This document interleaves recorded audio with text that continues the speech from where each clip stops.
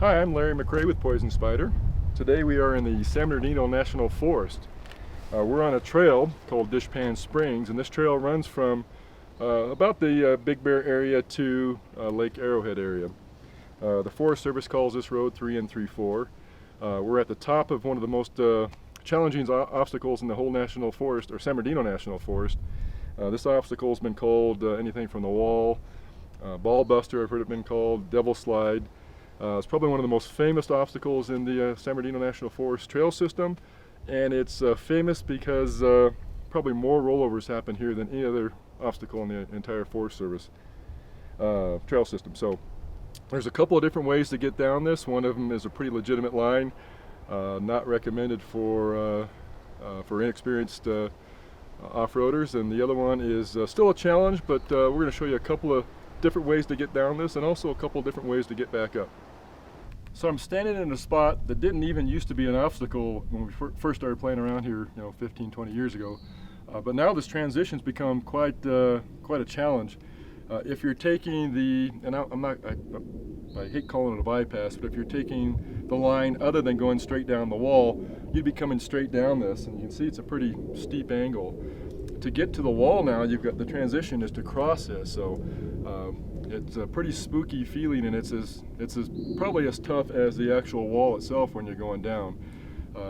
What you always want to try and do is try and keep the hood level, of course. I'm going to come down at a little bit of an angle. It starts to flatten out a little here at the bottom, and there's a climb you have to make at the to get back up onto the top of the wall. If you were to come straight down on that and try to make a left turn to climb that wall, it's going to make the car feel, or the Jeep feel really uneasy, and it's going to make it feel like it wants to roll over, and a lot of people have rolled over there. So I'm going to try and come down past it, get to where it's a little less steep, and then plumb up to the wall and try and climb that, keeping the hood as level as possible. It's still a little spooky, but it's one of the best ways to get back up onto the top of the wall. Again, a few years ago you just drove straight across here. This was full of dirt. Erosion has a way of changing trails. So as I mentioned before, that transition to where I'm at now used to be a non-obstacle. Now that transition is actually tougher than the actual wall obstacle itself, the Devil Slide. That transition was probably everything that this vehicle could do and everything that I was comfortable doing. And this is a very low, a very long, very wide, and very stable vehicle. So if you're uncomfortable at all in your vehicle, I would recommend against trying that transition to get up here. But once you are up here, going down the wall should be no problem for you. You can probably go down any way you want, but I'm going to show you the safest line, which will also be the line that we'll use coming back up. I'm going to try and put my tires on these two ledges here. Stay out of that hole. Front wheel drive if you've got it, and we'll turn around and show you how to come back up this. Just going to let off and let the thing roll to the bottom. Try not to hit the bottom with speed with the brakes on. In this case, the tires held. I was able to drive all the way through it. That's a pretty safe transition. That part was much easier than the transition onto the wall. So we're standing at the bottom of the wall getting ready to go up, and what we talked about at the top still kind of stands, but I just wanted to point a couple things out. This is the hole I'm talking about. So from the bottom of this hole to here is probably 2.5, 3 feet. If you look over here, there's kind of a ramp that comes up to this wall, and it cuts that ledge down to about 1.5 feet. So if you can stay out of this hole, your chances of climbing this are much better.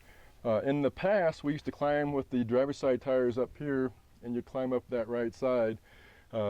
Looks like the line has kind of changed to this side now. There's a lot of really good traction coming up this side. Having that rock broke off, actually might be beneficial for all of us that have a passenger side, or excuse me, a driver's side drop front differential, which is most late model Jeeps. So I'm going to come up with my passenger side tires up on this little ramp, hit that ledge. My driver's side tires will come up right through here, and if I grab a piece of that, it's not an issue at all. If it bounces you off into the valley here, still not an issue. I'm going to aim for that point, and then the next nub up there, and that should pull you right up.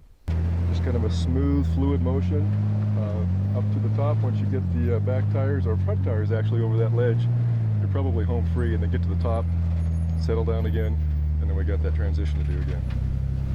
So when I came down this obstacle, I kind of came across here up. I plumbed up to this wall, went up, and then went down the obstacle. Now that I'm on top, I'm going to show you an alternative. You can do that line, which my front end would have to be a couple of feet further to downhill actually to plumb that up and come up. I'm going to show you an alternative. I'm going to turn up this, try to hit this nub with my left front tire.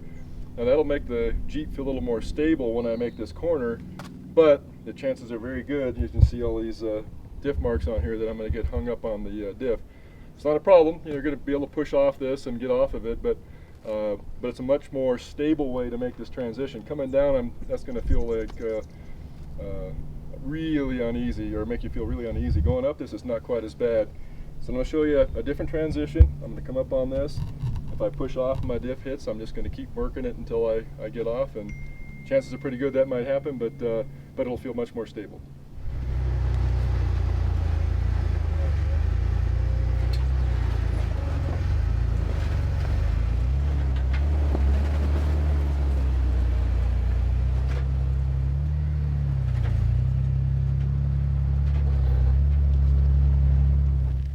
So this is the alternate way down to miss the wall, but more importantly now to miss this transition. He'll be coming down this transition, but he'll be going down it instead of across it. So the tendency for most people is to try to stay away from this rock ledge over here, and they'll put their tire in this hole, which actually sometimes leans you into that rock ledge even more. But more importantly, it gets your diff caught on, or your axle tubes caught on this this little fin here. So what I like to try and do is take the passenger side tires down on this little ledge here on the right side, which puts your driver's side tires down on this fin here. There's a point where this drops off the wall and your tire will be in that hole, but by then you're past this. There's probably nothing that's going to hang you up. Even if you land on your diff tubes, shouldn't be an issue. You'll be able to slide off that little smooth transition until you get to the second half of the descent. This part of the obstacle has changed quite a bit over the years, and it used to be a legitimate obstacle. Now it's still something to get your attention, but it's not nearly as critical as it was before. The key now is to kind of keep your tire in this groove here. This rock in front of me probably won't be here again throughout in the next couple of weeks. That'll be gone, which will actually make the obstacle even easier. So when you make this corner, if that rock is there or a rock is there, try to keep your tire on that. It's better than having your diff hang up on it. It's a pretty easy transition now. It wasn't that way in the years past, but if you come through here today, that's the way you probably want to come. I would not recommend that wall unless you're really comfortable in your Jeep.